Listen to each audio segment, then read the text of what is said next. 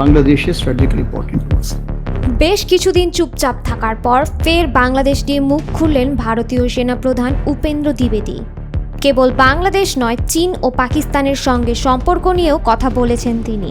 We are the neighbors. We have to live together, understand each other.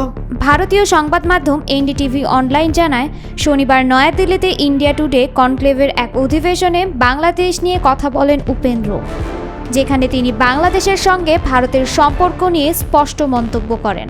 মাস দুয়েক আগেও তিনি যে কথা বলেছিলেন, এবারও তিনি নতুন করে সেই কথাই মনে করিয়ে দিলেন ভারতীয় সাংবাদিকদের।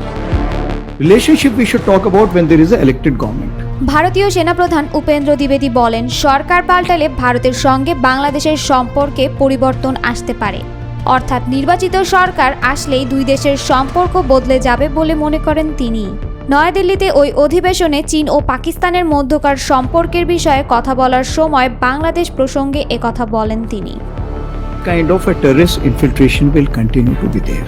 ভারতের জনপ্রিয় গণমাধ্যম এনডিটিভি অনলাইন উপেন্দ্রর বরাত দিয়ে লিখেছে, চীন ও পাকিস্তানের প্রতি পরোক্ষ ইঙ্গিত করে উপেন্দ্র বলেছেন তাদের মধ্যে উচ্চমাত্রার যোগাযোগ রয়েছে, যা মেনে নিতে হবে। এর অর্থ দুই ফ্রন্টের হুমকি এখন বাস্তবতা। অধিবেশন চলাকালীন সেনাবাহিনীর প্রস্তুতি, চলমান সংঘাত থেকে শিক্ষা, বাংলাদেশের পরিস্থিতি এবং প্রকৃত নিয়ন্ত্রণ রেখা সম্পর্কের বিষয়ে জবাব দেন ভারতের সেনাপ্রধান। Now, the relationship is with the military is well and perfect. বক্তব্য দেওয়ার এক পর্যায়ে প্রশ্নকর্তাকে উদ্দেশ্য করে দ্বিবেদী বলেন, দ্বিতীয়ত আপনি যে বিষয়ে জানতে চেয়েছেন তা হচ্ছে সহযোগিতা বা আমাদের পশ্চিমা প্রতিবেশী এবং বাংলাদেশের মধ্যে সম্পর্ক। পাকিস্তান ও বাংলাদেশের মধ্যকার ক্রমবর্ধমান ঘনিষ্ঠতার ইঙ্গিত দেয়া প্রতিবেদন সম্পর্কে প্রশ্ন করা হলে দ্বিবেদী বলেন, আমার মতে যেহেতু সন্ত্রাসবাদের কেন্দ্রস্থল একটি নির্দিষ্ট দেশ, তাদের সঙ্গে আমাদের প্রতিবেশী যে কোনো দেশের গভীর সম্পর্কে ভারতের উদ্বিগ্ন হওয়া উচিত। আমি এ বিষয়ে উদ্বিগ্ন।